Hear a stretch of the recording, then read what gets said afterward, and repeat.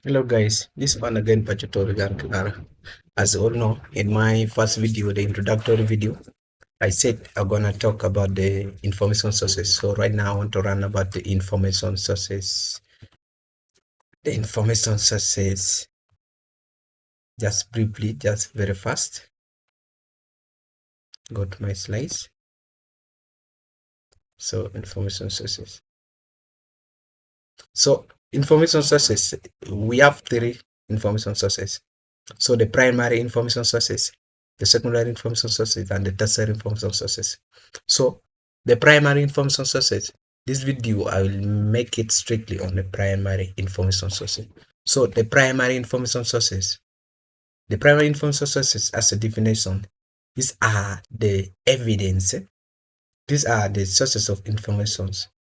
These are the original sources of information, the first-hand accounts, or the direct evidence of the subject being studied. So these sources just provide the raw material or the raw original data which are created during the time under investigation or by someone with the direct experience of the events. So that person, the people, the work, or this primary source of information. So under it we have the sources. Under the sources of the primary source under the primary source. This include the following in the primary source. So we have the original, we have the origin, the origin. We have the origin of the origin. We have the original literary works.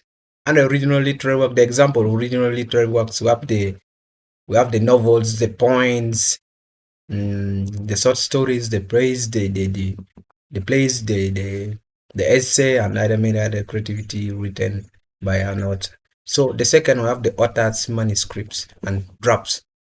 Under the author's manuscript and drafts, we have the early versions of literary works, including the rough drafts, the notebook. I think you all know the notebooks. So under the third one, we have the letters and diaries. Letter and diaries. So under letter and diaries of the author have the personal correspondence or the journal written by the author. That's some brief example. So the fourth one, we have the autobiographies and memos. The first person or the narratives written by the author about their own lives. This one you can write under the autobiography. So you can write something like the memos. You can write something short story about your life that will become your memo. The fifth, we have the interviews and speeches. Under the interviews, like if you have some experience, I know you guys, some of you guys are having works, you have undergone interviews, and some you have speeches, you have spoken to someone in a gathering, like you can put that as you can put it down, and that will be your information. That's primary. That's on primary, and it's under interviews and speeches. The sixth one is original historical document related to the literature. For you guys, you have undergone primary of history, subject called history, so you have undergone so very many textbooks. For example, under this is original historical document related to the literature of the textbook, like the textbook about South history of South Africa, how those apartheid policy, the Saka Zulu, and this of East Africa. We have the Mau Mau, those rebellions, what is taking place by then during 19th centuries. So you all know that. So I want just to bring something briefly, just discuss something briefly about why are the primary source of information very important in literary studies. First, they offer direct insights into the author's context, and the cultural backgrounds of the literature. This one is very simple. Like just the cultural backgrounds, they will just show where the thing was taking place, the background, the culture of that specific place. That will so that's clear.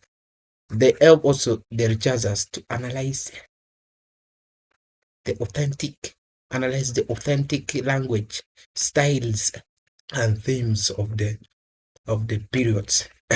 As you all know, as you said in the history, like in the South Africa, as the introduction, the history of South Africa. So those guys, you see the show, the Khoisans, you see they have been saying they speak in click sounds. Those are the those are the authentic language and the style and the themes of those periods. They speak in the click sounds.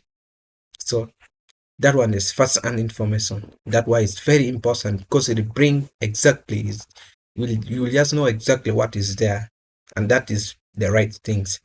The third one, the reason of for the third why this information is very important in literary studies. The third one is, and is most very important, is it provides the foundation for the critical analysis of the interpretations. Critical analysis of the interpretations. It provide the important foundation for the critical analysis and interpretations. This one just self-explains. Just bring exactly, you will understand exactly what was taking place by then. Just I beg to stop here, guys. Just thank you for listening to me. I wish you all well. In my in my in my coming video, I will take pride in the secondary source information.